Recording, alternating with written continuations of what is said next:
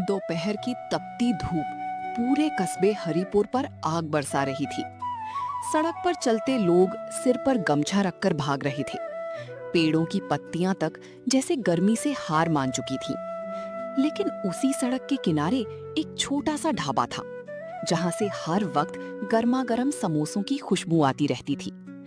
अजीब बात ये थी कि उस भीषण गर्मी में भी ढाबे के बाहर ग्राहकों की लंबी लाइन लगी रहती थी। लोग सिर्फ समोसे खाने नहीं आते थे, बल्कि कहते थे कि वहां बैठने के बाद ऐसी ठंडी हवा मिलती है जैसी पूरे कस्बे में कहीं नहीं मिलती। ये बात सुनकर हर आने वाला इंसान हैरान रह जाता। ढाबे का मालिक था रघुवीर, उम्र लगभग 45 साल। चेहरे पर हमेशा मुस्कान, लेकिन आंखों में एक ऐसा राज छिपा था जिसे आज तक कोई समझ नहीं पाया था। लोग अक्सर पूछते, रघुवीर भाई, ये कूलर कौन सा है? इतनी ठंडी हवा कैसे देता है? रघुवीर हर बार हंसकर बस इतना कहता, भाई, हवा मशीन नहीं, नीयत ठंडी करती है। सब उसकी बात सुनकर मुस्कुरा देते, लेकिन कोई भी उसका मतलब नहीं समझ पाता। उसी कस्बे में एक 20 साल का लड़का रहता था, निखिल। वो मेहनती था, लेकिन किस्मत हमेशा उससे 2 कदम आगे भागती थी। कभी मजदूरी करता, कभी सब्जी बेचता, तो कभी ट्रॉली से सामान ढोता। फिर भी घर का खर्च पूरा नहीं होता। एक दिन उसकी माँ बोली, बेटा, इस तरह कब तक चलेगा? कोई ऐसा काम पकड़ जिसमें इज्जत भी हो और रोजी भी। निखिल ने गहरी सांस ली।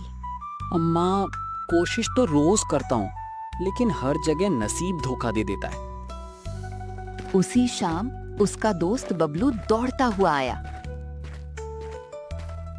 अरे निखिल, सुना तूने? रघुवीर ढाबे पर एक लड़का काम छोड़ के चला गया। अगर तू अभी पहुंच गया तो नौकरी मिल जाएगी। निखिल बिना देर किए ढाबे की ओर भागा। रघुवीर उस समय गरम तेल में समोसे तल रहा था। उसने बिना ऊपर देखे पूछा, जी, नौकरी चाहिए। रघुवीर ने पहली बार उसकी तरफ देखा। काम आसान नहीं है। सुबह 5 बजे से रात 11 बजे तक मेहनत करनी पड़ेगी। मैं तैयार हूँ। तनख्वाह कम होगी। कोई बात नहीं, मैं तैयार हूँ। गर्मी बहुत लगेगी, सोच लो एक बार और। गर्मी से डरता होता तो यहाँ आता ही क्यों? रघुवीर हल्का सा मुस्कुराया। ठीक है, कल सुबह आ जाना।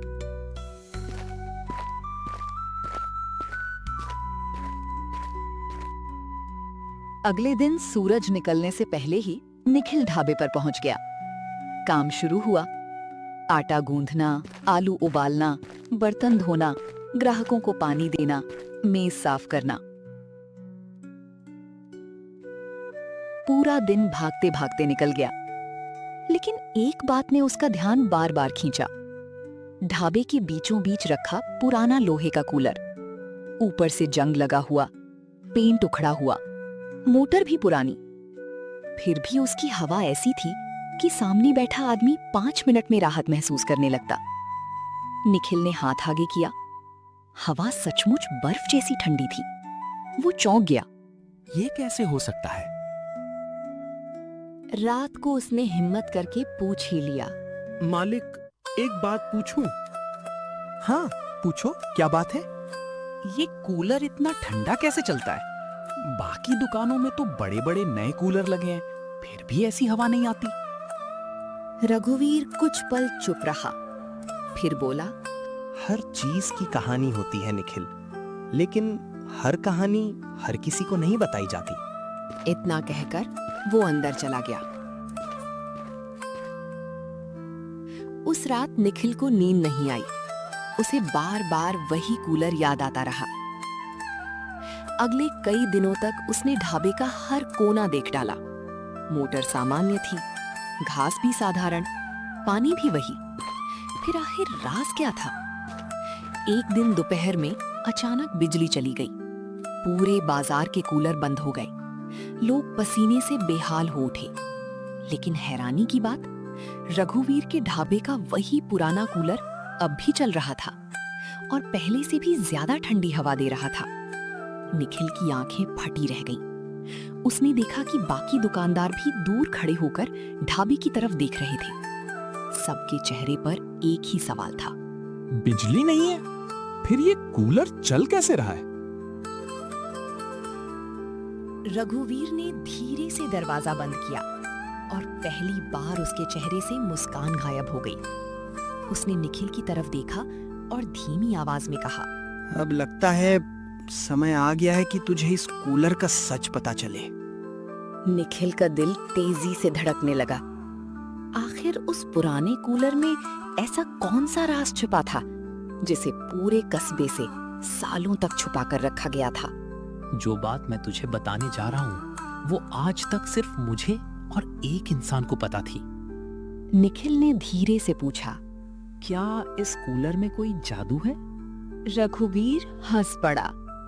नहीं, जादू नहीं, इससे भी बड़ी चीज है। वो निखिल को कूलर के पीछे ले गया। वहां दीवार में एक छोटा सा लकड़ी का दरवाजा था। निखिल ने पहले कभी उस पर ध्यान ही नहीं दिया था। अंदर एक संकरा रास्ता था जो जमीन के नीचे जाता था। चलो मेरे साथ। दोनों नीचे उतरने लगे। करीब 15 सीढ़ियां उतरने के बाद एक छोटा कमरा दिखाई दिया।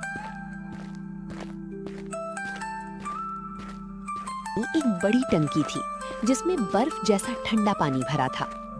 निखिल ने हाथ डाला। अरे, ये पानी तो बर्फ से भी ज्यादा ठंडा है। रघुवीर बोला, ये साधारण टंकी नहीं है। बहुत साल पहले मेरे पिता ने यहाँ जमीन के नीचे वर्षा का पानी जमा करने की व्यवस्था बनाई थी। ऊपर मोटी दीवारें हैं, इसलिए सूरज की गर्मी यहाँ पहुँचती ही नहीं।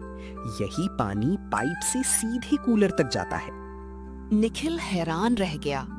इसीलिए बिजली जाने पर भी कूलर चलता रहता है? रघुवीर मुस्कुराया। कूलर की मोटर इन्वर्टर से चलती है, लेकिन असली ठंडक इस पानी की वजह से है। लोग समझते हैं कोई चमत्कार है, जबकि ये मेहनत और समझदारी का कमाल है। निखिल की आंखों में चमक आ गई। मालिक, आपने ये राज किसी को बताया क्यों नहीं? क्योंकि लोग मेहनत से ज्यादा शॉर्टकट पर भरोसा करते हैं। अगर सबको बता देता तो कोई इसकी देखभाल नहीं करता। उसी समय बाहर से शोर सुनाई दिया। रघुवीर, दरवाजा खोलो। दोनों ऊपर आए। बाहर कस्बे का बड़ा होटल मालिक महेंद्र सेठ खड़ा था। उसके पीछे 2 आदमी भी थे। महेंद्र बोला, तुम्हारे ढाबे पर इतनी भीड़ क्यों रहती है? मेरा होटल खाली पड़ा है। रघुवीर ने शांत स्वर में कहा। लोग जहाँ अच्छा लगे वहीं जाते हैं। महेंद्र ने कूलर की तरफ देखा। मुझे पता है इसी में कोई खेल है, इसकी कीमत बोलो। रघुवीर ने साफ मना कर दिया। ये बिकाऊ नहीं है। महेंद्र गुस्से से बोला, हर चीज की एक कीमत होती है, लेकिन ईमानदारी की नहीं। महेंद्र बिना कुछ बोले चला गया, लेकिन जाते जाते उसकी आंखों में जलन साफ दिखाई दे रही थी। रात के 12 बजे ढाबे की सारी लाइटें बंद थीं। नकाबपोश पीछे से अंदर घुसे।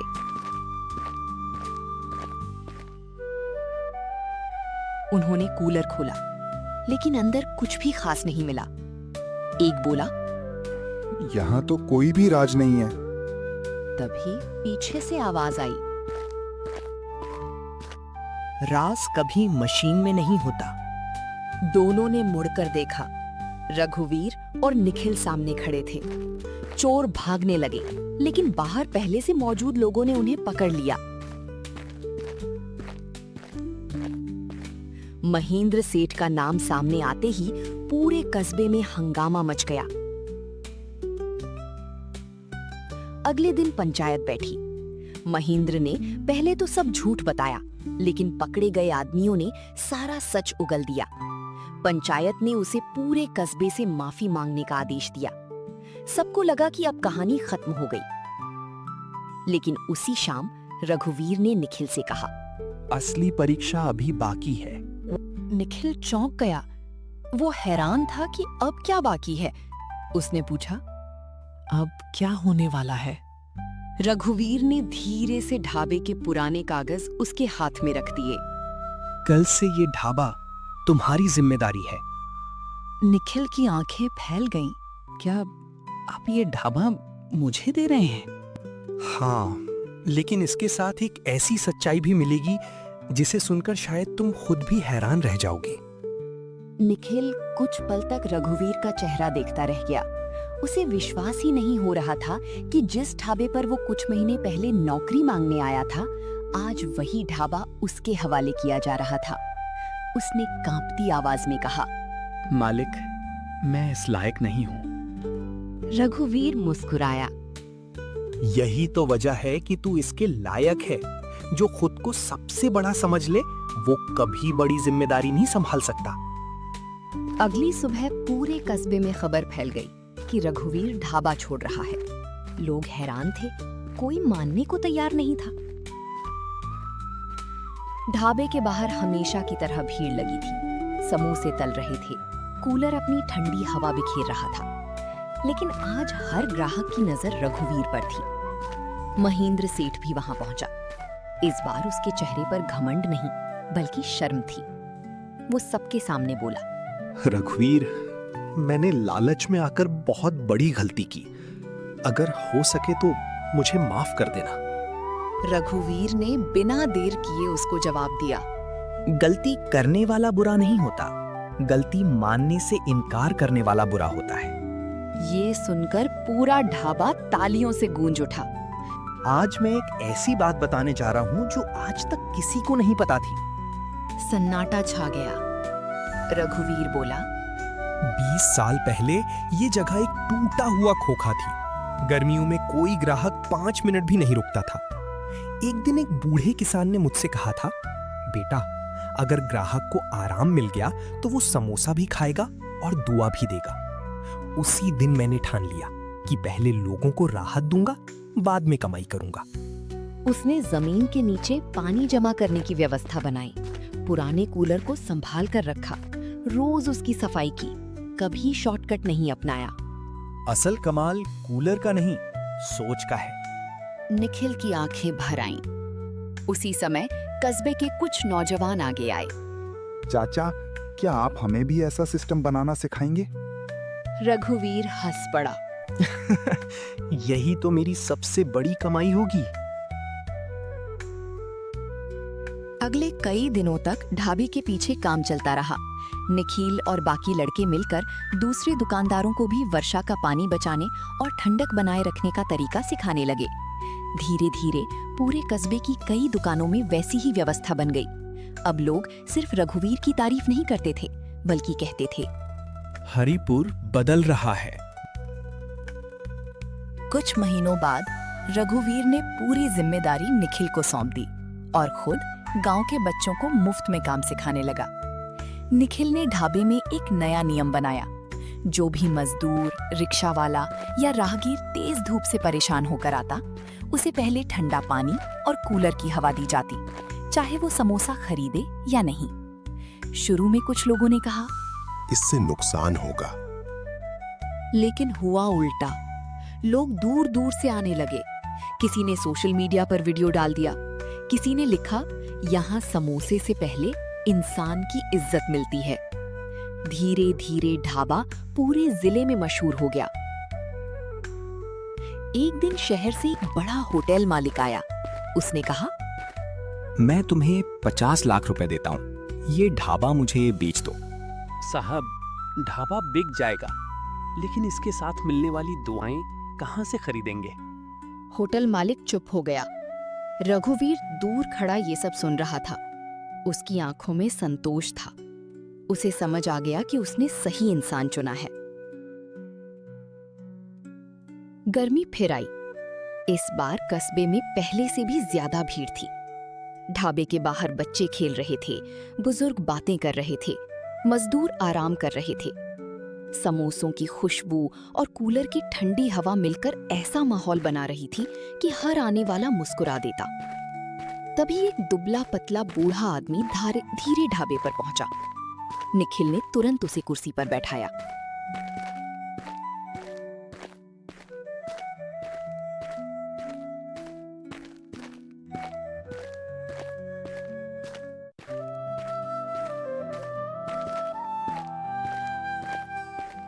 बाबा पहले पानी पीजिए। बूढ़े आदमी ने ठंडी हवा महसूस की और मुस्कुराने लगा।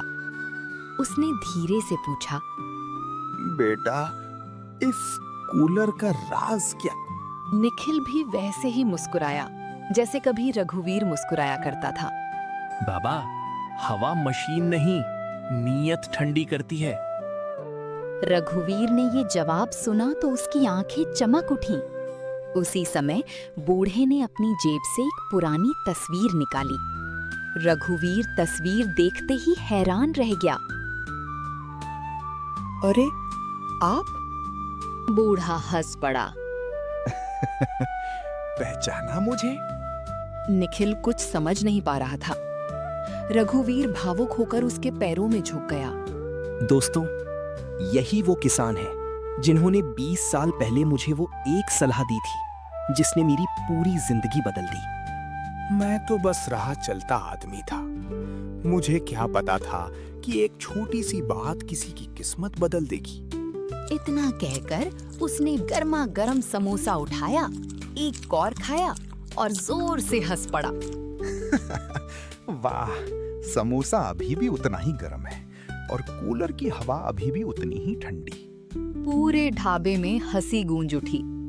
निखिल बोला, अब ये ढाबा सिर्फ समोसे बेचने की जगह नहीं, लोगों को सुकून देने की जगह है। सूरज ढलने लगा।